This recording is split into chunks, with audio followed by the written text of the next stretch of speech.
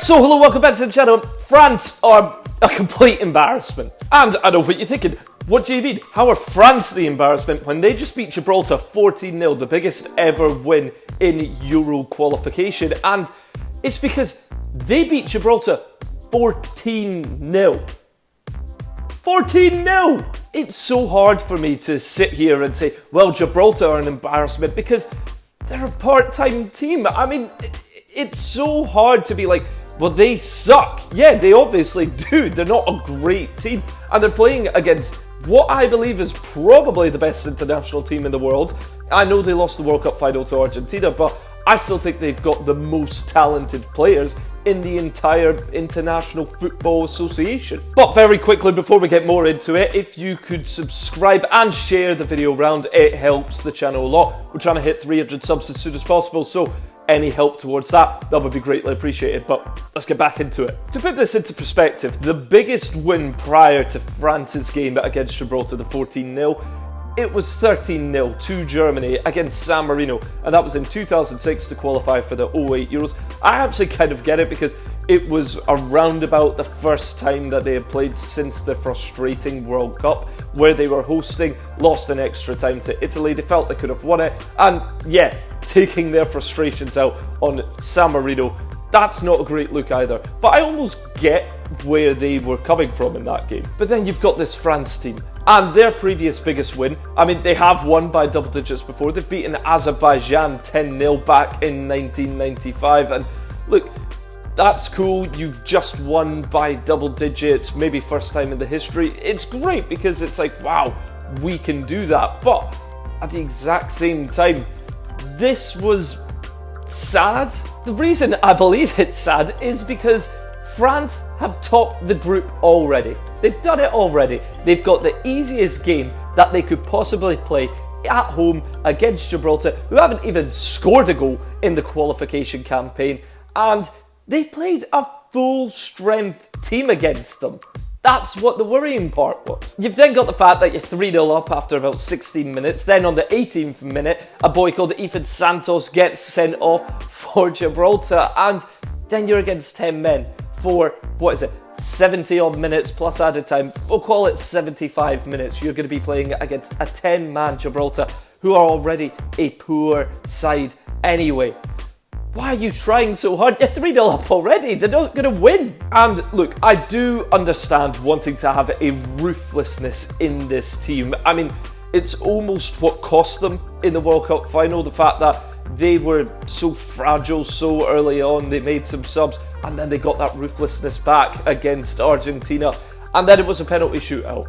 And I'm sure Didier Deschamps wants his team to be as clinical as possible, getting ready for the European Championships. But, I mean, against Gibraltar, it's sad to watch. I mean, this would be the equivalent to Jon Jones, the greatest fighter of all time, being locked in a room with an average human being and him genuinely trying in the fight. There's no point in it. Jon Jones could literally not try. He could literally almost be asleep and still beat your average person.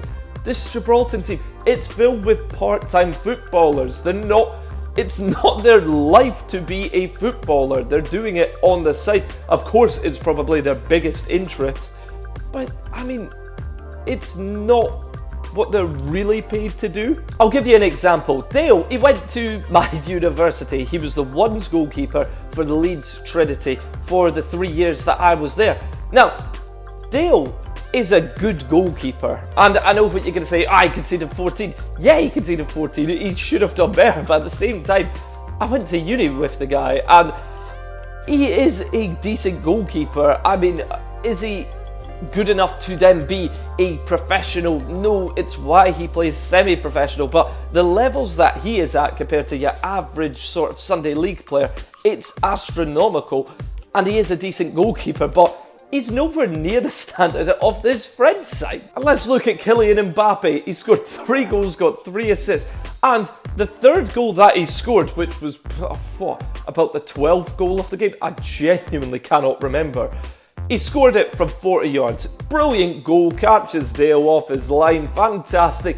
But he goes celebrating as if it's the World Cup winning goal. I know he's already won the World Cup and he's played in 2 World Cup finals, scored a hat-trick in one, but he celebrated the same way. And look, it's kind of nice to see because it's like, yes, all goals, they matter for strikers and attacking players. That's what they live off. But you're 12-0, 13-0 up, and it's against Gibraltar. I can't stop emphasising that enough. I mean, there were 9 French goal scorers overall, 10 overall because there was an own goal as well. But Mbappe and Griezmann, 2 of France's best players, probably France's 2 best players, they played the full 90 minutes.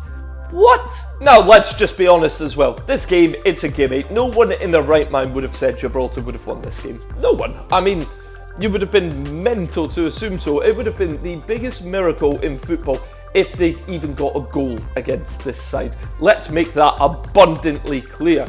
So, why on earth are France playing a full side against them? This is the chance to play the younger players or the fringe players who maybe they could get in the squad, maybe they're good enough, who, yes, they'd win the match easily anyway, but that's their chance to go out and impress. What's Mbappe doing? What's Greece? They're guaranteed game time all the time. I mean, yeah, maybe start them, take them off at half time. And I get that Zaire played, he scored, but then he had to get taken off after 18 minutes with the red card tackle. I get that you gave one person that chance, but at the same time, no one else? France have the best squad depth. It's so abundantly clear. So why not call up these players? Why not call up players like Zaire, who, I mean, he's 17 years old. Go call up some other young players, get them in the squad. Keep the players like Mbappe, Giroud, have them around to actually try and integrate them into the squad. But take out some players who, I mean, they just don't need game time. I mean, the likes of Dembele, 1, he's useless anyway, but 2, I mean, he's going to start anyway for Deschamps, it seems. So what's the point in playing him? Taking him off at halftime? Yeah, whatever. What's the point in all this? I mean, who has actually benefited from it? I genuinely mean that. Who benefits from this game? France don't really benefit. They look like bullies, basically. Gibraltar don't benefit. Their confidence is at an all-time low. Already having low expectations, somehow going even further low. And then people just watching it. As I said, it's sad to see. It was just one of those where it's like just watching someone put a dog down. No one wants to watch that. It's depressing.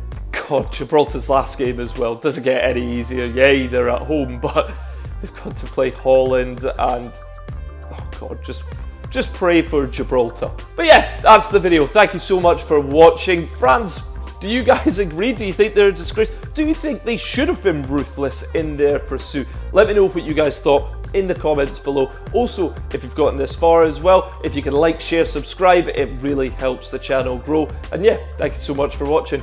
Cheers.